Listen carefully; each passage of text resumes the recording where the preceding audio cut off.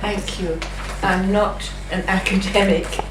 I'm very much an activist, and I am talking. Thank you so much, Nicola, for inviting somebody like me to contribute to this very, very interesting journal with absolutely fascinating articles.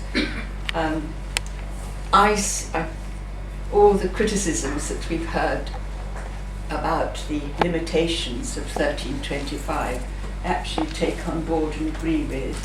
However, I do see on my niche issue, my passionate issue, which is widows and wives of the missing, all these women who are bereaved in armed conflict and who continue to suffer for years after peace accords have signed and have been so neglected and unheard.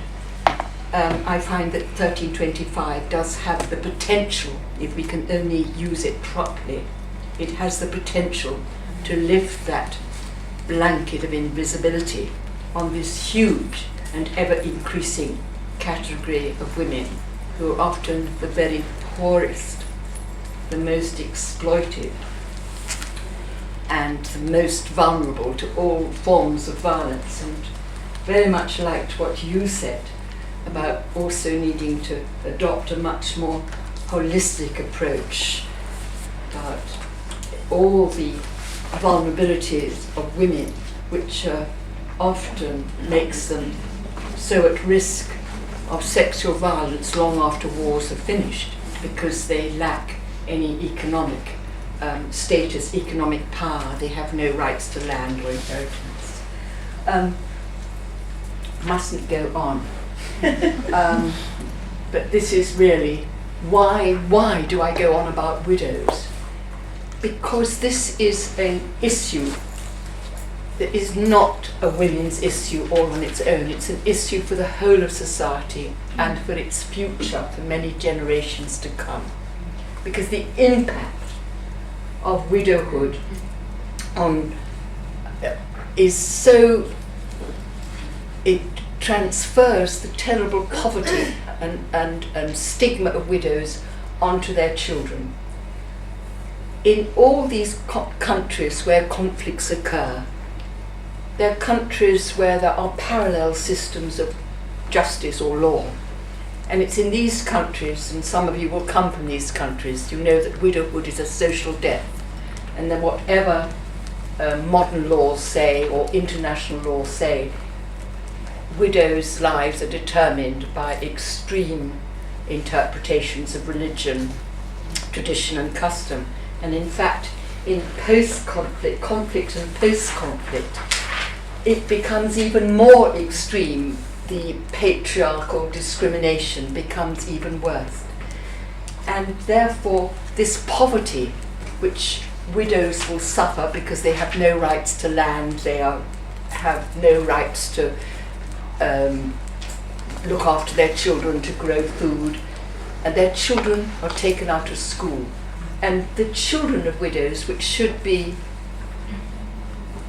valuable, the most valuable resource for a country coming out of war, these children of widows become a huge cost.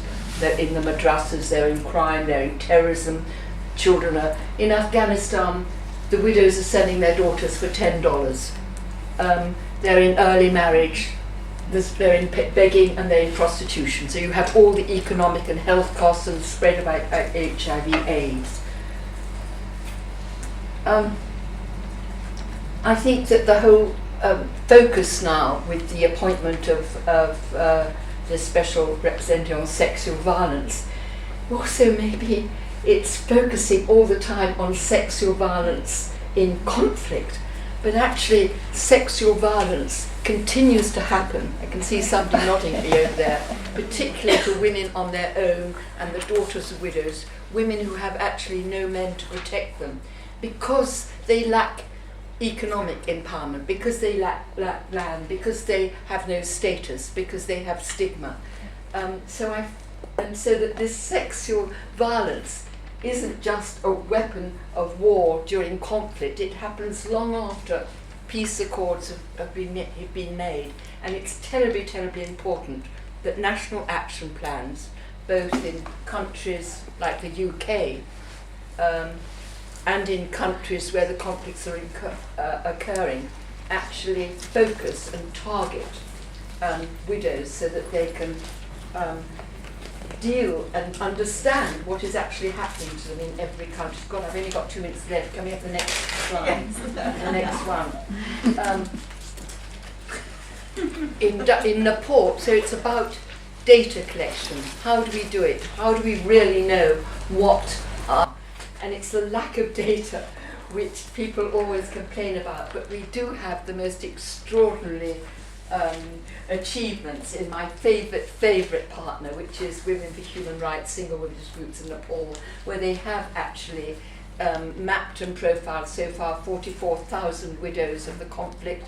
They've done so much in Nepal by building up the widows' organisations. They've got, out of the 41 women members of parliament, they've got 11 of them are widows. They are there. They're not just recipients of welfare and benefits, they're actually there in decision making, they're there at every level, and in fact the government is now going to accommodate targeting widows in the next census.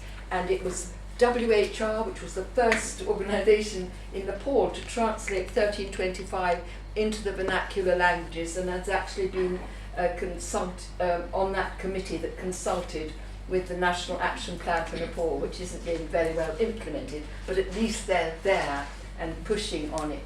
I think I've got half a minute left. So I ask all of you who are working in these areas to please, please stop thinking about women as an homogenous group, realise that there's subsect of women who are not just to be seen as poor, vulnerable and needy, but also have key roles in their societies in the future. They're sole supporters of children, they're farmers, they're agriculturists.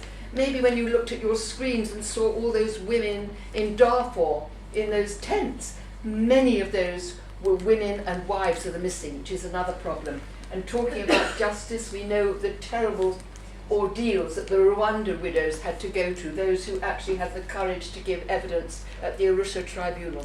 So it is about justice for widows, justice in the long term so that they can have hope. I think there is a human right that we haven't actually given a name to, and it's the human right to hope. And I want all my widows everywhere, in all these conflict countries, in the Gaza Strip, on the West Bank, everywhere, in Serbia and the Roma and all of them, the Kosovo Albanians and the Serbians, to have hope that they will get justice. Thank you very much.